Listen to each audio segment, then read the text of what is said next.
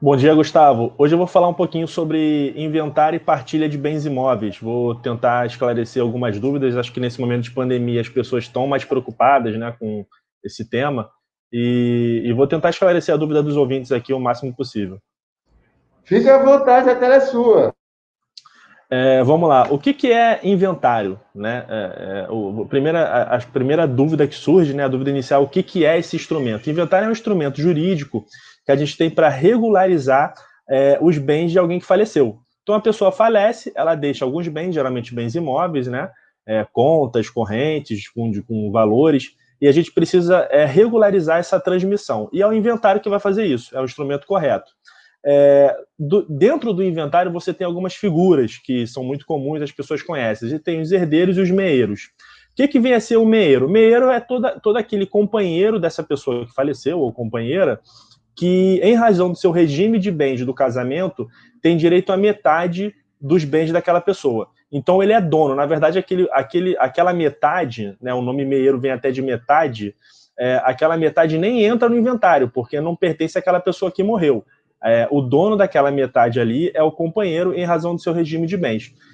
No Brasil, via de regra, o regime de bens, quando você não faz um pacto antinupcial, é o regime da comunhão parcial de bens, e nesse regime, quando você casa, a partir do momento do casamento, tudo que você adquire, seja um imóvel, seja algum valor financeiro, tudo aquilo ali é metade só, você é dono de metade, a outra metade é do seu companheiro.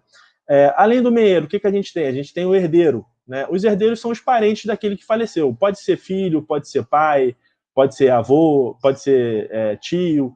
Então, a depender da situação concreta, você vai ter herdeiros. E no caso de herdeiros, você precisa, havendo herdeiros necessários, que a gente diz, você precisa respeitar a legítima. Né? A gente precisa tomar esse cuidado aí quando a gente, inclusive, vai fazer o testamento. Testamento também é uma coisa importante nesse assunto. Testamento, a gente tem diversas espécies de testamento. As espécies mais comuns que a gente tem na prática são três. Né? A gente tem o testamento público, que é feito por escritura pública, em um cartório, um tabelionato de notas. Esse testamento ele tem publicidade imediata, então você faz o testamento e ele fica disponível ali. Quem quiser saber o que tem no testamento, é só você ir lá e consultar.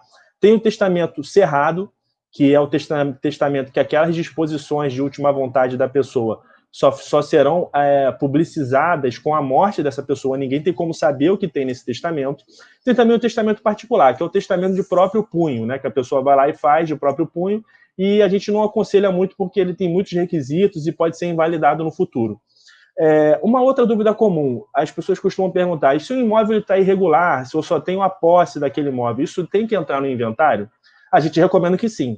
Tá? Pelo seguinte, essa inclusão dessa posse no inventário vai ser bom para aquela pessoa no futuro, quando ela for regularizar a sua propriedade.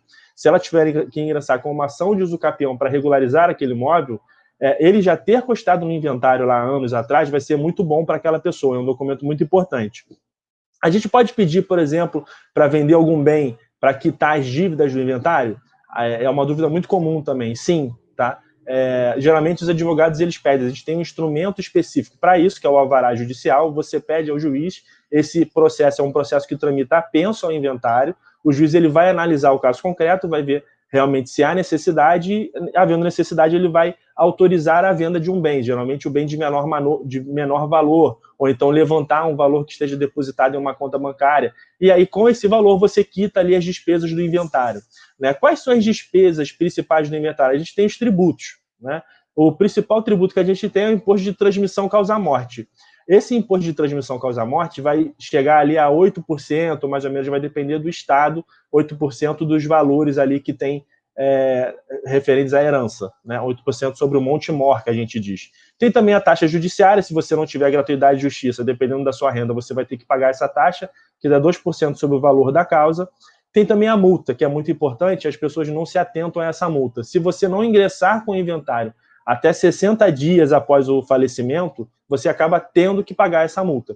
E a multa ela vai ter um valor ali também variável conforme o estado, mas chega até 20%, não do valor dos bens, mas sobre o valor do tributo que você paga, que eu já falei, o tributo, o imposto de transmissão causa-morte.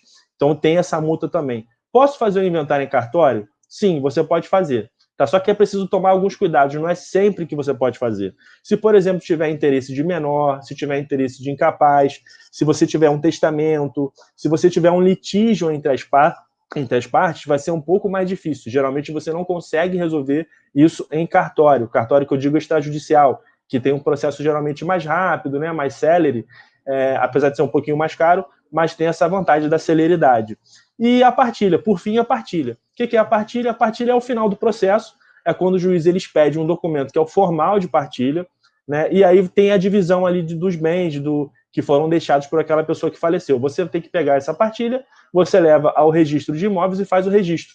E aí, por fim, você consegue ter a regularização desse imóvel, que é muito importante você sempre deixar os seus imóveis de forma regular. Bola, meu querido. Com certeza é muito importante deixar os imóveis das pessoas de forma regular. Eu não tenho, mas a gente sabe que os ouvintes, de uma forma geral, têm essa preocupação, né?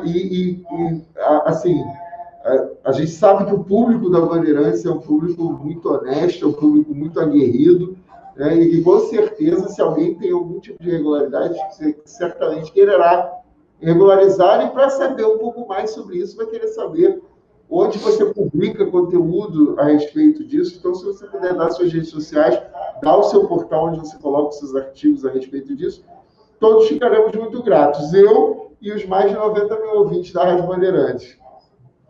Então, Gustavo, a gente tem um site do escritório onde a gente atende inúmeras pessoas com dúvidas, a gente tira essas dúvidas todas de forma informal, pelo WhatsApp, por telefone, por e-mail. Então é muito importante que as pessoas acessem o nosso site para ter esse primeiro contato. O nosso site é lessa.adv.com.br, lessaadv.com.br. Lá você entra, você manda a sua dúvida, você tem como ter um contato inicial com a gente, dentro do possível, vai atendendo, ajudando as pessoas. A minha rede social também, que eu tenho o Instagram, que é Thiago com TH, Thiago Lessa, _ADV. Lá você também vai ter alguns posts, vai ter inúmeras informações para quem tiver dúvida. E também no nosso site você tem acesso ao nosso blog, que é onde tem inúmeros artigos jurídicos, tanto de direito imobiliário, direito sucessório também, que está muito ligado ao direito imobiliário, e direito de família. Se você tiver alguma dúvida, só você acessar e tirar lá no nosso blog.